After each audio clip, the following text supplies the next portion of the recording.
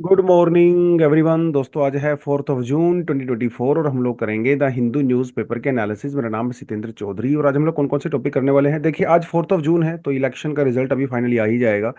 आज सुबह से काउंटिंग शुरू हो जाएगी तो शाम तक जो भी पॉलिटिकल पार्टी पावर में रहेगी, जो मेजोरिटी में रहेगी, वो पावर में यहाँ पे आ जाएगी।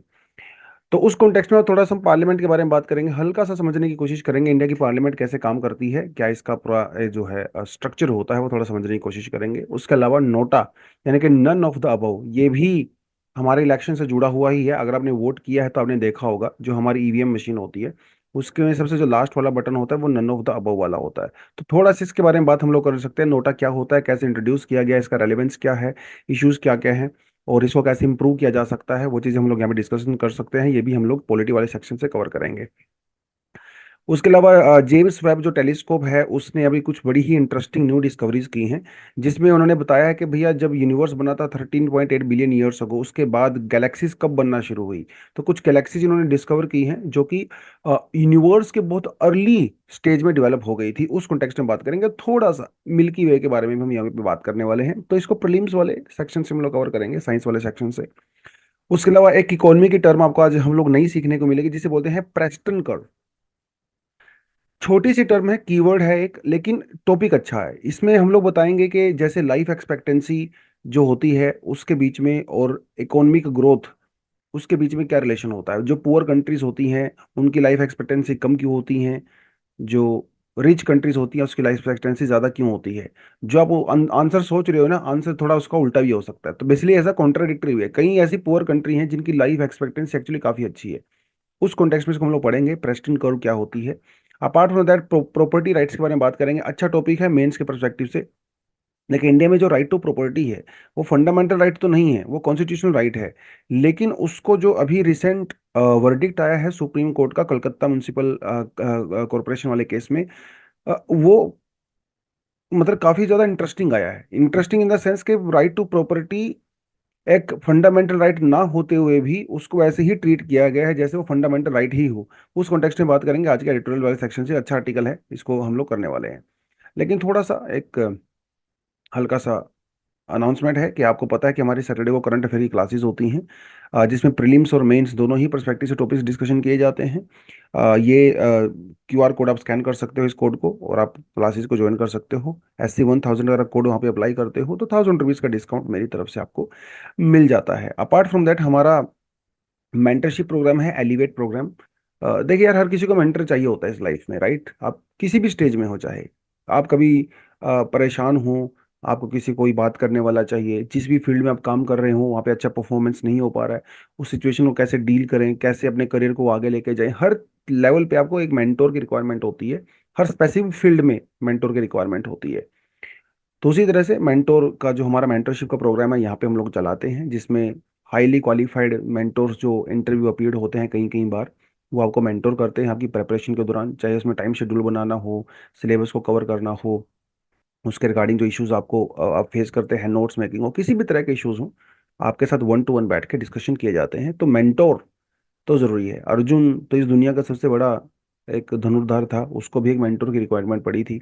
सबको चाहिए होता है मेंटोर, ठीक है। चलिए अब बढ़ते हैं पहले टॉपिक पे, और पहला टॉपिक है पोल result today, India set for the new Lok Sabha. तो एक नई लोकसभा इंडिया में बनने वाली है, ठीक है। अब वो चाहे सेम पॉलिटिकल पार्टी की हो जो कि एनडीए है फिलहाल, इसमें बीजेपी और उसकी अलायंस ग्रुप्स हैं, या फिर जो नया ग्रुप है इंडी अलायंस, ठीक है, चाहे इसका हो, जो कि एक नई गवर्नमेंट बन सकती है अगर ये आते हैं पॉलिटिकल पार्टी में। तो एक अलग बात है वो, तो ठीक है कोई भी आए, लेकिन ट्रांजिशन जो है वो स्मूथ होना चाहिए। चाहे आप एनडीए से इंडिया की तरफ जाएं, इंडिया से एनडीए की तरफ जाएं, ट्रांजिशन स्मूथ होना चाहिए। और ट्रांजिशन स्मूथ होता है तभी डेमोक्रेसी बची रहती है। लेकिन हमने पीछे दिनों में बहुत सारी कंट्रीज में देखा है जहाँ पर ट्रांजिशन स्मूथ नहीं होती है। इवन अमेरिका में हम लोगों को देखने को मिला, जब मिस्टर ट्रम्प इलेक्शन हार गए थे तो वहाँ पे क्या हुआ, उनके जो फॉलोअर्स थे उन्होंने क्या किया, पूरी कांग्रेस को ही घेर लिया था उन्होंने बेसिकली। तो लेकिन डेमोक्रेसी में स्मूथ ट्रांजिशन बहुत ज़रूरी है। और वो तब आता है जो लीडर होते हैं अपनी अपनी पॉलिटिकल पार्टीज के, वो बिलीव करते हैं कि जो इलेक्शन का रिजल्ट आया है वो फेयर है, ठीक है, तब होता है वो। अगर उनको लगता है कि इलेक्शन फेयर नहीं है, लार्ज स्केल पे, थोड़ा बहुत इतने बड़े कंट्री में इधर उधर चीज़ें हो ही जाती हैं, लेकिन लार्ज स्केल पे तो दिक्कत हो जाती है। एनीवेज, तो थोड़ा सा उस कॉन्टेक्स्ट में हम लोग इंडियन पार्लियामेंट को देख लेते हैं। तो under the Indian constitution the parliament of India consist of 3 parts. Indian parliament के 3 पार्ट होते हैं। बहुत बार स्टूडेंट्स को लगता है 2 ही पार्ट है, लोकसभा राज्यसभा, लेकिन नहीं। प्रेसिडेंट भी पार्लियामेंट का उतना ही इंटीग्रल पार्ट है जितना लोकसभा है और राज्यसभा है। लोकसभा को पहले हाउस ऑफ पीपल कहते थे, राज्यसभा को पहले हाउस ऑफ स्टेट्स का काउंसिल ऑफ स्टेट्स कहते थे। जो टर्म अभी भी मेंशन की गई है, लेकिन ऑफिशियल तौर पे अभी हम इनको राज्यसभा और लोकसभा ही कहते हैं। राज्यसभा के अंदर जो मेंबर ऑफ पार्लियामेंट चुन के आते हैं वो स्टेट्स को रिप्रेजेंट करते हैं, पूरे स्टेट की तरफ से वो बात करते हैं। लेकिन जो लोकसभा के अंदर मेंबर ऑफ पार्लियामेंट आते हैं वो सिर्फ अपनी कॉन्स्टिट्यूएंसीज जहां से वो चुन के आते हैं उससे कंसर्न रखते हैं। तो स्टेट वाले पूरे जो जो राज्यसभा से हैं वो पूरे स्टेट की बात करते हैं, लोकसभा अपनी कॉन्स्टिट्यूएंसी की ज्यादातर बात करते हैं। लेकिन प्रेसिडेंट को भी पार्लियामेंट का इंटीग्रल पार्ट क्यों बनाया गया, ये भी एक इंटरेस्टिंग सवाल है। तो इसके बड़े कई सारे आंसर हैं।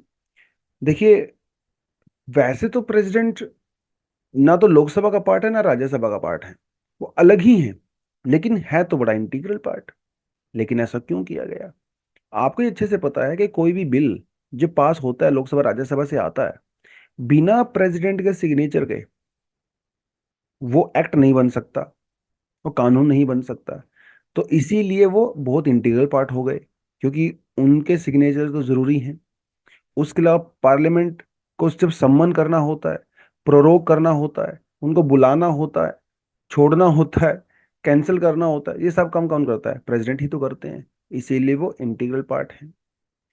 जब जनरल इलेक्शन के बाद पहला सेशन होता है लोकसभा का, तो उसको कौन संबोधित करते हैं? एड्रेस तो प्रेसिडेंट ही करते हैं, तो इसलिए बहुत इंटीग्रल पार्ट हो जाते हैं।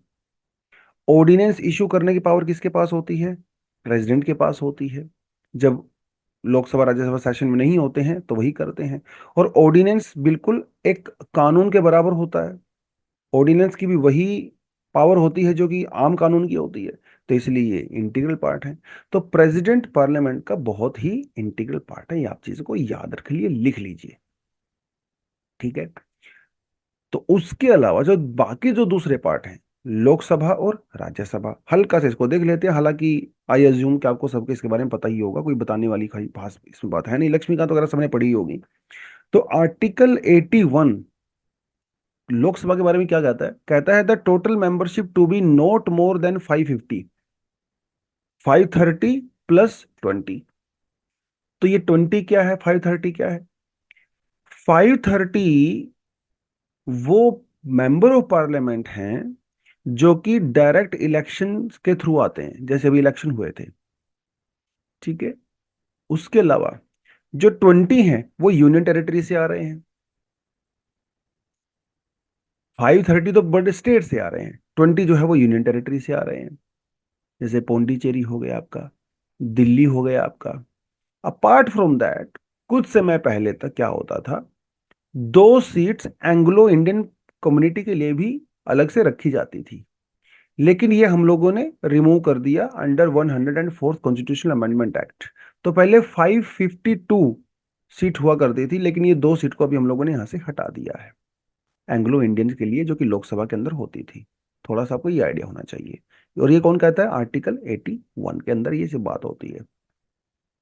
राज्यसभा की अगर देखें, Rajya Sabha can hold a maximum of 250 members, जिसमें से 238 जो है वो स्टेट्स और यूनियन टेरिटरी से आते हैं, जबकि 12 जो मेंबर ऑफ पार्लियामेंट राज्यसभा में आते हैं वो प्रेसिडेंट के द्वारा नॉमिनेट किए जाते हैं। Apart from that, constitution 4th schedule addresses how the states and the union territories are assigned seats in the Rajya Sabha। तो बेसिकली स्टेट्स की पॉपुलेशन के हिसाब से वहां पे राज्यसभा के मेंबर ऑफ पार्लियामेंट सिलेक्ट किए जाते हैं। बड़ा स्टेट होगा ज्यादा आएंगे। ये अमेरिका जैसा नहीं है। अमेरिका में पॉपुलेशन डजेंट मैटर।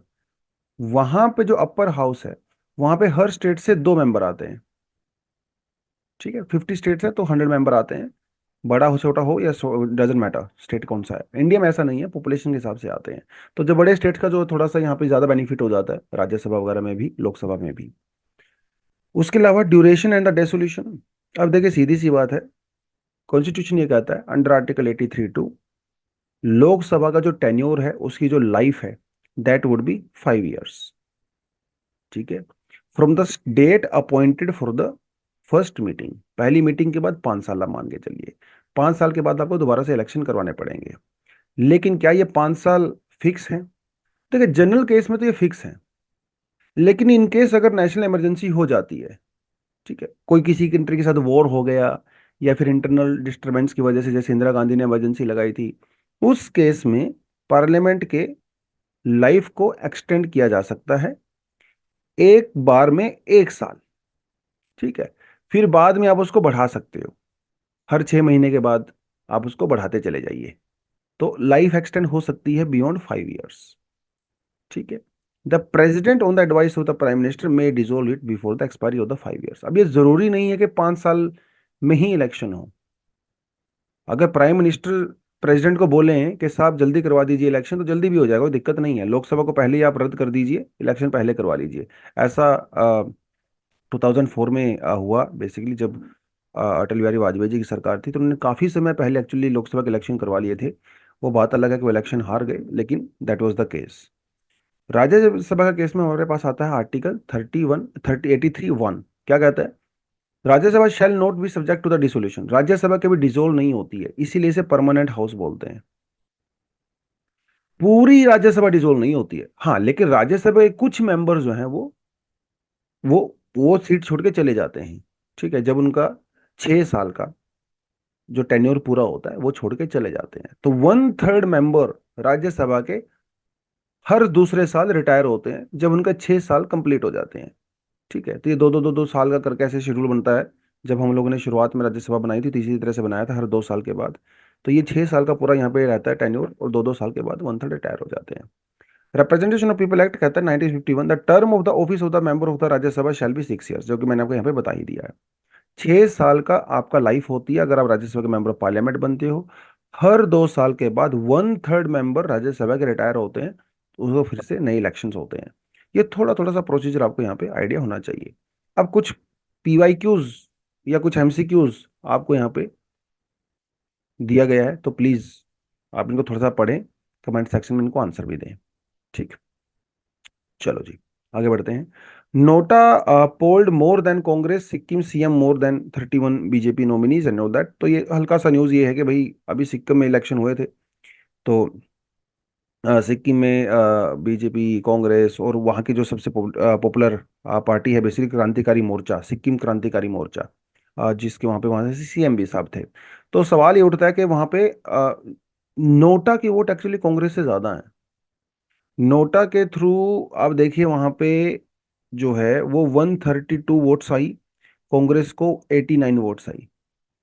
हालांकि बीजेपी की वोट भी नोटा से बहुत ज्यादा नहीं है, थोड़ी बहुत ही ज्यादा है, लेकिन इंटरेस्टिंग बात तो यही है कि कांग्रेस को नोटा से भी वोट कम आया।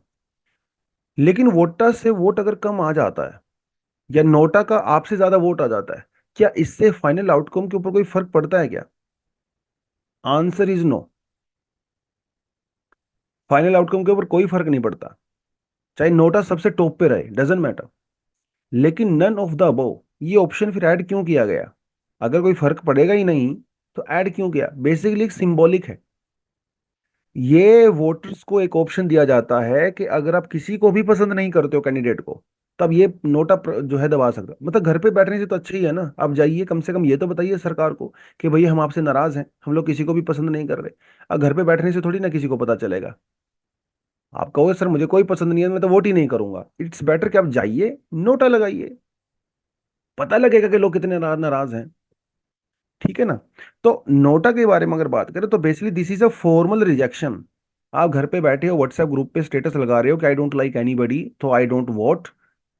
उससे बढ़िया है आप फॉर्मल तरीके से जाइए, एक रिजेक्शन दे गई अपना, है ना? तो it's a formally express their rejection, और ये आपका अधिकार है, आपको मिला है, आप अपने अधिकार का यूज करिए।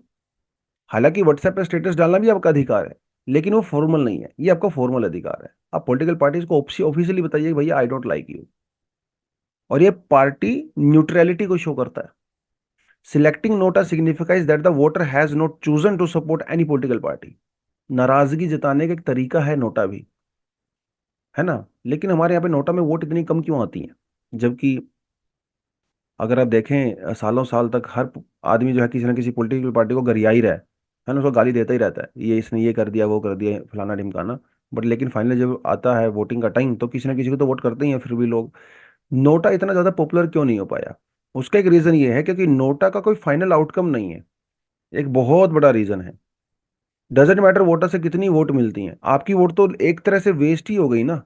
फाइनल आउटकम के अंदर तो कुछ, हाँ वो ठीक है, आपने अपना फॉर्मल तरीके से रिजेक्शन शो किया है, बट उसका कुछ फाइनल रिजल्ट नहीं निकला है। और जब तक फाइनल रिजल्ट नहीं निकलता है तो लोग ना एनकरेज नहीं होते हैं। नोटा से पहले भी सिस्टम हुआ करता था, जब आप एक्चुअली इलेक्शन ऑफिशियल के पास जाते थे, उसको बताते थे मैं किसी को वोट नहीं करूंगा, लेकिन वहां पे आपका नाम इशू होता था कि इस आदमी ने किसी को भी वोट नहीं किया है।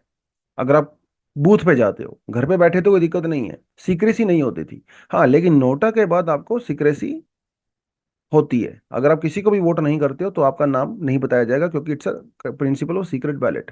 क्योंकि ईवीएम मशीन होती है ना, वो तो आप अंदर जाके बटन दबा रहे हो, किसको क्या पता आपने किसको दबाया, तो आज बेसिकली सीक्रेसी तो है आपकी। बट नोटा का सिग्निफिकेंस क्या है? अगर कोई आपसे पूछे जनरली एग्जाम में कोई सवाल आया, अगर नोटा का इंपॉर्टेंस क्या है, तो सीधी सी बात है, एक्सप्रेशन ऑफ डिससेटिस्फैक्शन, राइट? आपको नाराजगी, डिसकंटेंट शो करने का एक तरीका है। बेटर नॉमिनेशन के लिए एनकरेज कर सकता है पॉलिटिकल पार्टीज को नेक्स्ट टाइम। अगर पॉलिटिकल पार्टीज को मान लो 10-10% वोट मिला, नोटा को 20% या 30% वोट मिल गया, तो नेक्स्ट टाइम के लिए बेटर कैंडिडेट्स नॉमिनेट हो सकते हैं। पॉलिटिकल अकाउंटेबिलिटी प्रमोट होती है इससे, क्योंकि आप अपने पॉलिटिकल पार्टी से हाई स्टैंडर्ड, ईमानदारी, ऑनेस्ट और आउटकम ओरिएंटेड कैंडिडेट्स हैं उनकी उम्मीद रख रहे हो, तो उनको भी पता चल जाएगा भाई देखो लोग नाराज हैं, नेक्स्ट टाइम बेटर कैंडिडेट हो सकता है ना। और इससे लोगों में पॉलिटिकल अवेयरनेस आती है। मतलब बड़ी बात है, गर्मी में आप जा रहे हो या सर्दी में आप जा रहे हो, घर से निकल रहे हो, तैयार हो रहे हो, बूथ पे जा रहे हो, टाइम अपना दे रहे हो, ऑफिस छोड़ के जा रहे हो, उसके बाद जाके अपना वोट डाल रहे हो, कितनी बड़ी पॉलिटिकल अवेयरनेस है ये। और आप नोटा पे लगा रहे हो, कितनी बड़ी पॉलिटिकल अवेयरनेस है ये। आप किसी पॉलिटिकल पार्टी के लिए जा रहे हो तो बात अलग है, आपको एक इंसेंटिव उस तरह का है। लेकिन नोटा प्रेस करने आप जा रहे हो, अपने दिन के 2-3 घंटे खर्च कर रहे हो, इट्स अ बिग थिंग। तो ये एक बहुत बड़ा पॉलिटिकल अवेयरनेस होता है, और एक डेमोक्रेसी की हेल्थ इंश्योर करता है। किसी को सपोर्ट करना, अगेंस्ट करना, वो तो है ही, लेकिन फॉर्मल तरीके से अपनी बात को रखना, न्यूट्रलिटी के थ्रू, वो भी एक बड़ा एक डेमोक्रेसी का सिंबल होता है। और इससे इलेक्टोरल रिफॉर्म्स भी इंश्योर हो सकते हैं फ्यूचर में, अगर बार बार नोटा से हाई वोट परसेंटेज आता है तो। सुप्रीम कोर्ट भी उस पर कोई डिसीजन ले सकता है, इलेक्शन कमीशन ऑफ इंडिया भी ले सकता है, गवर्नमेंट भी ले सकती है, वो एक अलग बात है। लेकिन समस्या तो है, it's a Toothless tiger. Tiger तो आपने बना दिया कि भैया हम आई डोंट लाइक एनीबडी, लेकिन उसको पावर तो आपने नहीं दी ना। अगर 100 में से 99 वोट भी नोटा को मिलती हैं, तो भी वो कैंडिडेट जीत जाता है जिसको एक वोट मिल रही है। That's a problem. And low utilization, लोग यूज कर ही नहीं रहे हैं। इसका गुस्सा है, नाराजगी है, लेकिन फिर भी क्योंकि इसके आउटकम नहीं है तो इसका यूटिलाइजेशन भी ज्यादा नहीं हो पाया।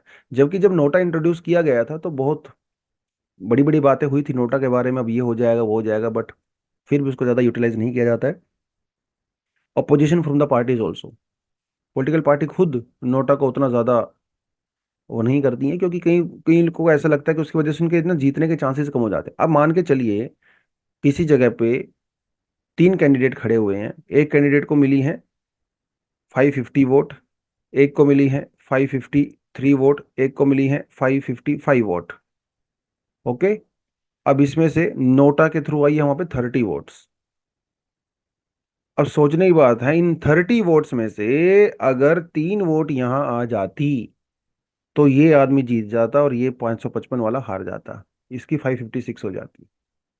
तो इस नोटा की वजह से इस कैंडिडेट के चांसेस कम हो गए, इवन ऊपर वाले के भी कम हो गए। इसको अगर उधर से 6 वोट और मिलती, इसके 556 हो जाते। तो बहुत बार ऐसा देखा जाता है नोटा की वजह से जो बहुत लो मार्जिन इलेक्शंस होते हैं, जहां पे लोग 10-10 20-20 वोट से 50 वोट से हार जाते हैं, वहां पे नोटा का और इंपॉर्टेंट रोल हो जाता है। अगर वही लोग किसी एक कैंडिडेट को वोट करते तो इक्वेशन बदल सकती थी वहां पे। और हमारे यहाँ पर तो एक एक मेंबर ऑफ पार्लियामेंट के लिए पूरी सरकारें गिर जाती हैं, एक एक एमएलए के लिए पूरी सरकारें गिर जाती हैं, एक एक एमएलए के लिए, तो बड़ा जरूरी है। तो इसी वजह से नोटा का बहुत ज्यादा वेलकम नहीं करते political parties. And voter apathy also, अब पहले तो हम लोग कहते थे भैया जाओ वोट करो, वोट करो, वोट करो, वोट करो। अब कह रहे हैं जाओ वोट ही मत करो एक तरह से। मतलब आप वहां पे जाओ लेकिन नोटा दबा के जाओ। तो इट्स वोटर एपैथी ऑल्सो ना। आप आपको कानूनी रूप से अधिकार मिल गया पर किसी को भी वोट मत करो, तो लोग कह रहे हैं भाई हम तो घर पे बैठेंगे, ये भी मेरा नोटा है। नोटा क्या है? अपनी नाराजगी को जाहिर करने का तरीका है ना। तो लोग घर पे बैठे हैं, वोट कर ही नहीं रहे हैं, वो कह रहे हैं ये भी मेरा तरीका है और ये मेरा ऑफिशियल तरीका है। तो उस वजह से कई बार ऐसा लगता है कि नोटा की वजह से लोग वोट नहीं देना चाहते। और इम्प्लीमेंटेशन इशू तो है ही, आप इसको लीगली तो कर ही नहीं सकते क्योंकि वो तो इसके कानून के बंदर है ही नहीं। तो these are some of the issues. तो नोटा को अगर इंप्रूव करना है तो डेफिनेटली कुछ ना कुछ इसको लॉ की बैकिंग तो देनी पड़ेगी आपको। कुछ ना कुछ, हम लोग ये नहीं कह रहे 50% दे दीजिए, लेकिन अगर नोटा, मान लो आप 20% का कोट यहाँ पे डाल दीजिए कि अगर नोटा से नोटा को 20% टोटल वोट मिलती है किसी कॉन्स्टिट्यूंसी में तो यहाँ पे री इलेक्शन होगा। 10% रख दीजिए, 5% रख दीजिए, लेकिन कुछ पावर तो दीजिए इसको ना आप। कुछ तो देना पड़ेगा। ऐसे सिर्फ खाली बोलेंगे भाई हाँ इसका कोई रोल ही नहीं है, सिर्फ एक ऑप्शन डाल दिया हम लोगों ने, तो वो सिर्फ फिलोसफिकल बातें हो जाती हैं। जब तक प्रैक्टिकली ग्राउंड पे उसका कुछ आउटकम नहीं आता है, तो फिर लोग उसकी तरह से एनकरेज होते नहीं हैं अनफॉर्चुनेटली। है ना? चलिए। जेम्स वेब स्पेस टेलीस्कोप, ये तो न्यूज़ तो काफ़ी पुरानी है क्योंकि 2021 के अंदर इसको लॉन्च किया गया था। तो जेम्स वेब स्पेस टेलीस्कोप दुनिया का सबसे बड़ा जो है वो टेलीस्कोप है। इससे पहले हबल टेलीस्कोप हुआ करता था, उसको रिप्लेस किया गया। $10 बिलियन से ज़्यादा का खर्चा हुआ भाई जेम्स वेब स्पेस करने में। 20 साल से ज़्यादा इसको डेवलप करने में लगे हैं। इवन ये जो टेक्नोलॉजी इतनी डिफिकल्ट थी जितनी मून पे लैंडिंग भी नहीं थी। It was much easier than this. Uh, एक तो उसके हिसाब से जरूरी तो बहुत है। कहाँ पे है situated? 1.5 million kilometre away from the earth. ठीक है, वहाँ पे लैंगरीन पॉइंट है अपना। वहाँ पे सिचुएटेड है जहाँ पे मून और अर्थ दोनों का ग्रेविटेशन फील्ड एक दूसरे को कैंसल आउट करता है। वहाँ पे जेम्स वेब टेलीस्कोप हम लोगों ने बनाया हुआ है। तो ये हमारी गैलेक्सीज की ना बहुत क्लियर पिक्चर जो है क्लिक करता है। ये बहुत दूर दूर की गैलेक्सीज को भी देख सकता है। अब आप किसी चीज को कब देख सकते हो? जब वहां से लाइट आती है ना? बिना लाइट तो आप नहीं देख सकते। और ये जो जेम्स वेब टेलीस्कोप है इंफ्रारेड बेसिस पे काम करता है, तो दूर तक जो है इसकी पहुंच होती है। अब दूर दराज की गैलेक्सी से जो लाइट यहाँ पे पहुंच रही है, बिलियंस ऑफ ईयर की ट्रेवलिंग जर्नी करके, उसको ये कैप्चर कर लेता है। और ये बता देता है कि लाइट कितनी दूर से आ रही है। डिस्टेंस मतलब कितने दूर टाइम से आ रही है। तो it's like a time machine, past में देखने की तरीका है। अब मान लो 5 बिलियन ईयर्स पहले कोई स्टार बना था, वहां से लाइट चल रही है 5 बिलियन से, वो लगातार लाइट चल रही है, चल ही रही है, चल रही है। अब अचानक से यहाँ पे टेलीस्कोप आ गया, उसने उसको कैप्चर कर लिया। वो बताएगा भैया आप कहाँ से आ रहे हो, कितनी दूर से आ रहे हो, कितने समय से चल रहे हो। यही, और इसकी पिक्चर, एक तरह से पिक्चर क्रिएट करना वही होता है। पिक्चर क्रिएट करना मतलब लाइट कैप्चर करना बेसिकली, है ना? ये करता है वो। और अभी इंटरेस्टिंगली इसने वर्ल्ड की सबसे ओल्डेस्ट या सबसे अर्लीस्ट गैलेक्सीज को डिस्कवर किया है। इस गैलेक्सी का नाम रखा गया है JSZ1440। और ये गैलेक्सी बनी थी हमारा यूनिवर्स बनने के 290 मिलियन ईयर्स के बाद। यूनिवर्स कब बना था? 13.8 बिलियन ईयर्स अगो। और ये गैलेक्सी बनी थी 290 मिलियन ईयर्स अगो, जो कि सरप्राइजिंग है बेसिकली। शुरुआत में तो लगता था साइंटिस्ट लोगों को कि यूनिवर्स बनने के शायद 1 बिलियन ईयर्स पहले गैलेक्सीज बनी होंगी। कुछ कुछ नई डिस्कवरी, उन्होंने कहा कि नहीं नहीं 1 बिलियन नहीं, 800 मिलियन ईयर्स को। फिर किसी ने कहा कि नहीं, या 500, किसी ने कहा कि नहीं नहीं 400। अब ये कह रहा है 290 मिलियन ईयर्स को पहले पहली गैलेक्सी बन गई थी। स्टार्स नहीं कह रहा वो, गैलेक्सी कह रहा है। और इस गैलेक्सी के अंदर लगभग लगभग आप मान के चलिए 500 मिलियन से ज्यादा स्टार्स हैं। इसका जो टोटल लेंथ है वो है 1700 लाइट ईयर्स। मतलब इसको, एक लाइट को क्रॉस करने में 1700 ईयर्स लगते हैं। मीडियम साइज या छोटे साइज की गैलेक्सी है, ये बहुत बड़ी नहीं है। अगर आप इसको मिल्की वे से कंपेयर करोगे तो मिल्की वे तो इसी के हिसाब से बहुत बड़ी है। मिल्की वे की जो टोटल विड्थ है वो 100,000 लाइट ईयर्स है। और 10 बिलियन से ज्यादा सन के साइज के स्टार्स आपको मिल्की वे में देखने को मिलते हैं। और मिल्की वे की जो एज है वो भी उतनी ज्यादा नहीं है, मतलब जितनी एज इसकी है। तो ये तो अर्ली गैलेक्सीज हैं बेसिकली। और which was surprising for many many scientist, because they use to think कि भाई कम से कम 500-600 बिलियन ईयर, मिलियन ईयर्स तो होने ही चाहिए। लेकिन हो सकता है फ्यूचर में इससे भी क्लोज हम लोग जाएं बिग बैंग के, और ज़्यादा कुछ क्लोज गैलेक्सी को आपको देखने को मिल सकती है। तो थोड़ा सा आपको आइडिया होना चाहिए कि मिल्की वे जो है वो 13.6 बिलियन ईयर्स के आसपास ओल्ड है, ये आपको मैंने बता ही दिया। उसके अलावा मिल्की वे के बीच में एक ब्लैक होल है, मोस्टली हर गैलेक्सीज के बीच में ही ब्लैक होल होता है। और जैसे अर्थ सन के चारों तरफ रिवॉल्व कर रही है, वैसे ही हमारा सोलर सिस्टम भी हमारी मिल्की वे के सेंटर के चारों तरफ रिवॉल्व कर रहा है, जो कि ब्लैक होल है यहाँ पे बेसिकली, ठीक है। और हमारी जो गैलेक्सी है वो थोड़ी सी स्पाइरल टाइप की रहती है, आप यहाँ पे क्लियरली देख ही सकते हो, इस तरह से स्पाइरल बने हुए हैं। इन स्पाइरल में से किसी एक ब्रांच पे, जिसे ओरियन ब्रांच कहते हैं, ठीक है, अब यहाँ पे मान के चलिए ये एक ओरियन ब्रांच है, और यहाँ पे हमारे सोलर सिस्टम है, ठीक है, या कहीं भी आप मान के चल सकते, जैसे आज ही इसने यहाँ पे लिखा हुआ है, यहाँ पे इसे ओरियन ब्रांच कहते हैं। यहाँ पे है भैया अपना सोलर सिस्टम, और ये सोलर सिस्टम लगातार चक्कर काट रहा है अपनी ब्लैक होल के। अराउंड 250 मिलियन ईयर्स में एक बार हमारा सन इसके चारों तरफ रिवॉल्व करता है, ठीक है। और यहाँ पे आपको मिलेगा ये सैग्रिटियस ए। तो बेसिकली ये सैग्रिटियस ए बेसिकली जब हम लोगों ने ब्लैक होल की पिक्चर निकाली थी, ठीक है, ये उसका नाम है। तो ये थोड़ा थोड़ा सा जो आपको यहाँ पे आइडिया होना चाहिए, ठीक है, बस इससे ज़्यादा कुछ जानना होता नहीं इन चीज़ों के बारे में। कभी 10 साल में क्वेश्चन यहाँ पे आता है, और अब तो काफ़ी कम आने लगे हैं, बट फिर भी कोई नई डिस्कवरी होती है तो चांसेस बन जाता है साइंस एंड टेक वाले सेक्शन से, करंट अफेयर वाले पार्ट से, ठीक है। चलो आगे बढ़ते हैं। What does the Preston curve क्या कहता है, प्रोस्टुलेट। तो ये कर्व ना, ये देखिए कर्व दिखाता हूँ आपको कहाँ है, ये रही आपकी कर्व। तो ये थोड़ा सा इस तरह से रहती है कर्व। यहाँ पे अगर आप देखेंगे इस साइड में, ये वो कंट्रीज हैं जो रिच हैं, डेवलप्ड हैं, और जहाँ पे लाइफ एक्सपेक्टेंसी 70 ईयर से ज्यादा है, अभी मान के चलिए। वहीं ऑन द अदर साइड अब यहाँ पे ये कंट्रीज देखिए, ठीक है, ये कंट्रीज देखिए, Pakistan, Gabon, Bangladesh, Namibia, Nigeria, बहुत सारी अफ्रीकन कंट्रीज हैं। इनकी लाइफ एक्सपेक्टेंसी भी कम है, और इनकी पर कैपिटा इनकम भी कम है। तो इसका सीधा सीधा सा मतलब ये है कि per capita income is directly related with life expectancy. आपकी पर कैपिटा इनकम ज्यादा है, अगर आप रिच हो तो आपकी लाइफ एक्सपेक्टेंसी भी ज्यादा होगी। ये एक रिलेशन इस तरह से इस कर्व के अंदर दिखाया जाता है। इसे हम लोग कहते हैं प्रेस्टोन कर्व, ठीक है। तो लाइफ एक्सपेक्टेंसी और पर कैपिटा इनकम के बीच में तो इन्होंने सीधा सीधा कहा भैया डायरेक्ट रिलेशन है, सीधी सी बात है।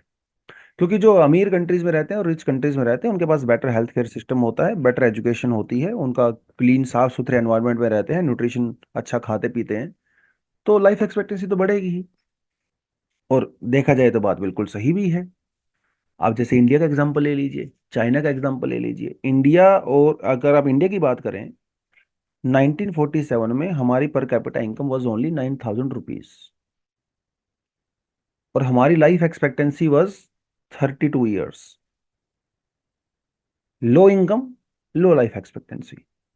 2011 में हमारी पर कैपिटा इनकम हो गई 55,000, लाइफ एक्सपेक्टेंसी होगी 66 ईयर्स। ये 2011 की मैं बात करूं, अभी थोड़ा और बढ़ गया है। सीधा रिलेशन आपको नजर आ रहा है, इनकम बढ़ी, लाइफ एक्सपेक्टेंसी बढ़ी। आप चाइना के अंदर भी जो है ऐसा एग्जांपल डाल सकते हो। तो प्रेस्टन कर्व कहीं ना कहीं आपको बिल्कुल सही नजर आ रही है। लेकिन एक टाइम के बाद ये प्रेस्टन कर्व जो है वो फ्लैट हो जा रही है। मतलब ये हमेशा सही नहीं होता है कि इनकम बढ़ती चली जाएगी तो आपका लाइफ एक्सपेक्टेंसी बढ़ती चली जाएगी। भैया लोग 200 साल थोड़ी ना जी सकते हैं। तो एक टाइम के बाद ये फ्लैट हो जाता है, बिकॉज हमारे बायोलॉजिकल लिमिटेशंस हैं, और आप हमेशा के लिए लाइफ एक्सपेक्टेंसी नहीं बढ़ा सकते हो। अब सुनने में तो बड़ी अच्छी अच्छी चीजें लग रही हैं, पॉजिटिव रिलेशन है, बिल्कुल है जी, इंडिया चाइना का एग्जांपल आपने दे ही दिया है यहाँ पे पहले से। लेकिन कुछ एक्सपर्ट्स, कुछ इकोनॉमिस्ट का ये कहना है कि प्रिस्टन कर्व जो है वो हमेशा सही नहीं है, ठीक है। बहुत सारी पुअर कंट्रीज जिनकी पर कैपिटा इनकम कम है, उसके बावजूद भी उनकी life expectancy over a period of time बढ़ी है। क्यों बढ़ी है? Because of development of the medical technology और लाइफ सेविंग वैक्सीन्स की वजह से। वैक्सीन कैसे बनती हैं? टेक्नोलॉजी एडवांसमेंट से बनती हैं। कहाँ बनती हैं? रिच कंट्रीज में बनती हैं। तो रिच कंट्रीज में टेक्नोलॉजी का जो यूज करके दवाइयां बनाई गई, उससे लाइफ एक्सपेक्टेंसी बढ़ गई, क्योंकि दवाइयां आपको सस्ती मिलने लगी। वैक्सीन से जो बहुत ज्यादा डेथ होती थी वो कम होने लगी वैक्सीन की कमी से। तो रिलेशन किसके बीच में है? टेक्नोलॉजी के बीच में है और लाइफ एक्सपेक्टेंसी के बीच में है। राइट? ये कुछ नए एक्सपर्ट्स का कहना है कि लाइफ एक्सपेक्टेंसी बढ़ने का प्राइमरी रीजन है टेक्नोलॉजी, रादर देन जो प्रेस्टन ने बताया था। इसलिए बहुत सारी गरीब कंट्रीज की भी life expectancy over period of time बढ़ रही है। अगर आप थोड़ा सा कंपेयर करें 1985 से और 2020 के बीच में कंपेयर करें, 1925 में जो गैप था, इकोनॉमिक गैप की मैं यहाँ पे ज्यादा बात करूंगा, between rich and poor. Rich country के कंपैरिजन में पुअर कंट्रीज की जो इनकम थी दैट वाज अराउंड 2.6%। इतना गैप होता था, काफी ज्यादा गैप था बेसिकली। 2020 में गैप और बढ़ गया। Now this is only 1.8%। मतलब ये गैप ऐसे वैसे कम लग रहा होगा, लेकिन ये इनकम तो कम हुई है ना टोटल। तो सपोज करिए पहले अगर एक रिच कंट्री 100 रुपए कमाती थी, तो पुअर कंट्री सिर्फ 2.6 रुपीज कमाती थी। अब अगर रिच कंट्री 100 रुपए कमा रही है, तो पुअर कंट्री सिर्फ और सिर्फ 1.8 रुपीज कमा रही है। तो गैप बढ़ा है। Rich are getting more richer now, poor are getting poorer. इस ग्राफ से जाएं इनकम के हिसाब से। लेकिन लाइफ एक्सपेक्टेंसी के हिसाब से अगर आप जाओगे, तो life expectancy actually poor countries की बढ़ी है। लाइफ एक्सपेक्टेंसी में उतना गैप नहीं है जितना इनकम में है। मतलब पुअर कंट्रीज की इनकम भले ही कम हो गई हो रिच के कंपैरिजन में, लेकिन लाइफ एक्सपेक्टेंसी का जो गैप था वो काफी कम हो गया। तो पुअर कंट्रीज की life expectancy is actually rising. Why? Because of the vaccines, medical technology, उसकी वजह से। ये इसका प्रेस्टन करो का कहना है बेसिकली। ठीक, चलिए थोड़ा आगे बढ़े। Property is real and so should the compensation. भाई सीधी सी बात है, प्रॉपर्टी आपका अधिकार है। आपका घर है, आपकी जमीन है, आपका साइकिल है, गाड़ी है ना, तो सब आपकी प्रॉपर्टी है। इवन इंटेलेक्चुअल प्रॉपर्टी भी आपकी प्रॉपर्टी है। अब कोई प्रॉपर्टी को छीन नहीं सकता। कल को स्टेट आए, गवर्नमेंट बोलेगा चलो बेटा हो गया तुम्हारा, अब ये हमारी है प्रॉपर्टी, अब निकलो यहाँ से। तो कहीं ना कहीं ये तो इनजस्टिस हुआ। अब प्रोविजन ये कहता है कि अगर आपको हम लोग कंपनसेट कर दें। देखिए अगर किसी का एक्सीडेंट भी होता है ना कोई रोड के ऊपर, तो उसको भी कंपनसेट किया जाता है। तो अगर ये कहा जाए कि देखिए साहब हम आपकी प्रॉपर्टी तो ले रहे हैं, लेकिन आपको कंपनसेट दे रहे हैं, कंपनसेशन दे रहे हैं आपको 2 लाख 4 लाख रुपए, जो भी मार्केट रेट है उस मार्केट रेट के अकॉर्डिंग आपको कंपनसेशन दे रहे हैं, तो कभी क्या ये सही है? बिल्कुल। तो इसके लिए ना एक डॉक्ट्रिन यूज होती है जिसे एमिनेंट डोमेन बोलते हैं बेसिकली। ठीक है, उसका नाम होता है एमिनेंट डोमेन। तो ये एमिनेंट डोमेन क्या होती है? एमिनेंट डोमेन ये कहती है state can do anything, state can do anything for the welfare of people. Basically आप ये मान के चलिए दैट वेलफेयर ऑफ पीपल और welfare of society is much much valuable than the welfare of individual. Interest of the communities are more than interest of the individual. तो अगर आपकी property के ऊपर सरकार को सड़क बनानी है, सड़क बनाने के लिए आपकी प्रॉपर्टी को अक्वायर करना है, पोर्ट बनाना है, स्कूल बनाना है, कॉलेज बनाना है, डैम बनाना है, कुछ भी बनाना है, तो भाई और अगर वो लार्ज पब्लिक को, कम्युनिटी को वेलफेयर करता है, तो फिर आपके इंडिविजुअल राइट्स की यहाँ पे कोई वैल्यू नहीं है। हाँ, आपको कंपनसेट किया जाएगा, नो डाउट, लेकिन ultimately government will acquire your property. That is the present provision of right to property. और सरकार ये बेसिकली पब्लिक वेलफेयर के लिए करती है। ऐसा नहीं है कि भैया वहां पे किसी को अपना बंगलो बनवाना है, किसी मिनिस्टर को, ऐसा नहीं होता। पब्लिक वेलफेयर के लिए सरकार ऐसी ले सकती है। ये प्रेजेंट है बेसिकली। कलकत्ता म्युनिसिपल कॉरपोरेशन का एक केस हुआ था, जहाँ पे कलकत्ता म्युनिसिपल कॉरपोरेशन ने किसी की प्रॉपर्टी को अक्वायर कर लिया था। उसे प्रॉपर कंपनसेशन नहीं मिला था, मिला था लेकिन प्रॉपर नहीं मिला, और प्रॉपर प्रोसीजर फॉलो नहीं किया गया। तो ये मामला जब हाई कोर्ट में गया, तो हाई कोर्ट ने उसका जो एक्विजिशन हुआ था उसको कैंसिल कर दिया। फिर Calcutta municipal corporation supreme court में गया, सुप्रीम कोर्ट ने भी इसको कैंसिल कर दिया। सुप्रीम कोर्ट ने यह कहा कि भाई आपने प्रॉपर प्रोसीजर फॉलो नहीं किया है, इसीलिए ये एक्विजिशन इलीगल है। कलकत्ता म्युनिसिपल कॉर्पोरेशन ने कहा साहब मैंने पैसा तो दिया है, अब कैसे कह सकते हो इलीगल है? कोर्ट ने कहा सिर्फ पैसा देने से नहीं होता है, पैसा देना तो इसका एक पार्ट है। Basically there are 7 such procedures जो आपको फॉलो करने पड़ते हैं, जिसमें से पैसा इज वन ऑफ देम। अब कई बार पेरेंट्स ऐसा बोलते हैं ना अपने बच्चे को कि हमने आपको स्कूल में कॉलेज में पढ़ाया, हमारा काम पैसा देना है, पढ़ना तुम्हारा काम है। ऐसा नहीं होता है, पेरेंट्स की ड्यूटी सिर्फ पैसा देके खत्म नहीं होती है ना। आपको बात करनी पड़ती है बच्चे के साथ बैठ के, वो क्या फील कर रहा है। आपको पेरेंट्स टीचर मीटिंग्स में जाना पड़ता है, टीचर से बात करनी पड़ती है, क्या क्या चीज़ें हो रही हैं, उसका फ्रेंड सर्कल कैसा, वो कैसे काम करता है। बहुत सारी चीज़ें होती है, सिर्फ पैसा देने से आप अपनी जिम्मेदारी नहीं निभा सकते। ऐसा कोर्ट ने इस केस में भी कहा और उसको कैंसल आउट कर दिया। तो सारा खेल बेसिकली यहाँ पे क्या हो रहा है, फेयर प्रोसीजर का हो रहा है।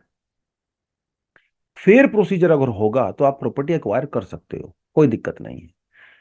पहले तो ये हमारे यहाँ पे फंडामेंटल राइट होता था, है ना। आर्टिकल 19(1)(f और आर्टिकल 31 राइट टू प्रॉपर्टी की बात करता था, it was a fundamental right. तो जब सरकार प्रॉपर्टी एक्वायर करने लगी तो लोग सुप्रीम कोर्ट में जाने लगे, कहने लगे साहब हमारा तो वायलेशन ही हो गया फंडामेंटल राइट का। अब फंडामेंटल राइट का वायलेशन होता तो सुप्रीम कोर्ट के अंदर वो लिटिगेशन सालों साल तक चलती रहती थी। सरकार ना सड़कें बना पाई, ना पोर्ट बना पाई, कुछ बन ही नहीं रहा था देश में। फिर 1978 में जब जनता गवर्नमेंट आई, उन्होंने कहा कि देखो एनफ इज एनफ, हम इसको फंडामेंटल राइट हटा हटा देते हैं। तो आर्टिकल 300A इंट्रोड्यूस कर दिया गया, और ये जो आर्टिकल 31 था इसको हटा के कॉन्स्टिट्यूशनल राइट बना दिया गया। तो now right to property is a constitutional right, it is not a fundamental right. Supreme court ने कई डिसीजन में ये कहा that right to property is also human right. तो ये ह्यूमन राइट भी है और ये कॉन्स्टिट्यूशनल राइट भी है। तो क्या कहता है आर्टिकल 300A, कहता है safe guard of the property, protection for the deprivation. मतलब आपको कोई भी आदमी आके, मतलब हम तो यहाँ पे स्टेट की बात कर रहे हैं, आपको घर से नहीं निकाल सकते except except by following the procedure established by the law. हाँ, कानून के द्वारा जो प्रोसीजर सेट किया गया है उसको अगर फॉलो किया जाता है तो आपको अपनी प्रॉपर्टी से हटना पड़ेगा। और ये कौन करेगा? गवर्नमेंट अथॉरिटी ये कर सकती है, आपकी प्राइवेट प्रॉपर्टी कर सकती है पब्लिक वेलफेयर के लिए। बट आपको फेयर कंपनसेशन तो देना पड़ेगा, रीजनेबल, ट्रांसपेरेंसी के थ्रू सारी चीजें होनी चाहिए। अब कलकत्ता वाले कोई केस में ये फॉलो नहीं किया गया, इसीलिए उसको कैंसिल आउट कर दिया गया। फिर अब हमारे पास 2013 में लैंड एक्विजिशन जो है लॉ भी आया, जिसने तो एक बहुत लंबा चौड़ा प्रोसीजर बना दिया। ठीक है कि भाई अगर 70% फैमिलीज का कंसेंट जरूरी है, अगर आपको कोई प्रोजेक्ट यहाँ पे लेना है गवर्नमेंट को, अगर प्राइवेट कंपनी के साथ लेना है तो 80% फैमिलीज का कंसेंट जरूरी है। उन्होंने बहुत सारी चीज़ें बेसिकली यहाँ पे बोल दिया, पब्लिक पर्पस के लिए क्या क्या होना चाहिए उसमें, हाउसिंग है, माइनिंग है, रोड कंस्ट्रक्शन है, डिफेंस है, रेलवे लाइंस हैं, वो सब कर दिया गया। एक सोशल इम्पैक्ट असेसमेंट का प्रोसीजर भी उसके अंदर ऐड कर दिया गया, यानी कि किसी भी इस तरह के गवर्नमेंट के प्रोजेक्ट के लिए एक सोशल इम्पैक्ट असेसमेंट होगा जो ये बताएगा कि इसका सोसाइटी के ऊपर क्या इम्पैक्ट पड़ेगा। उसके बाद ही उसको क्लियरेंस दिया जाता है।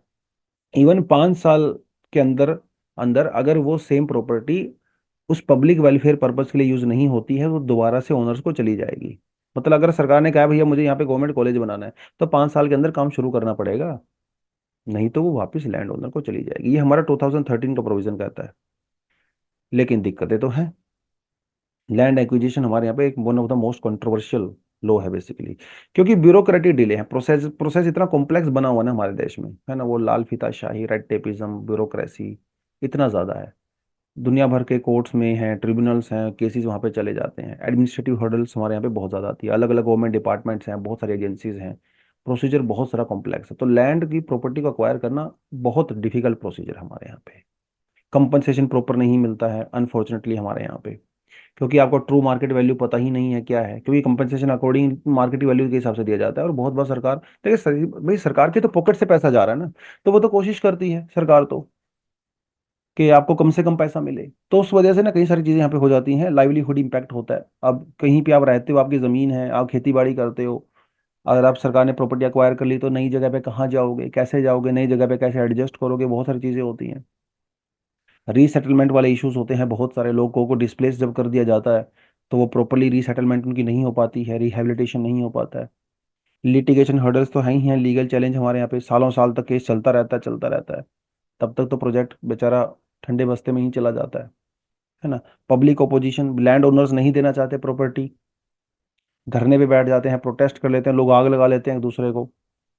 तो लैंड एक्विजिशन हमारे यहाँ पे बहुत बड़ा मुद्दा है, और ऐसा कुछ एक्सपर्ट्स का कहना है कि इंडस्ट्रियलाइजेशन का जो ग्रोथ है इंडिया में, उसका ना होने का एक ये भी बहुत बड़ा रीजन है, लैंड एक्विजिशन। तो उस कॉन्टेक्स्ट में ये बात यहाँ पे होती है। चलिए ठीक है जी, उसके अलावा कुछ एडिशनल आर्टिकल है, आप ये भी पढ़ सकते हो। तो आज के लिए इतना ही है। Thank you very much, all the best. जय हिंद, जय जवान, जय किसान। Enjoy the election process.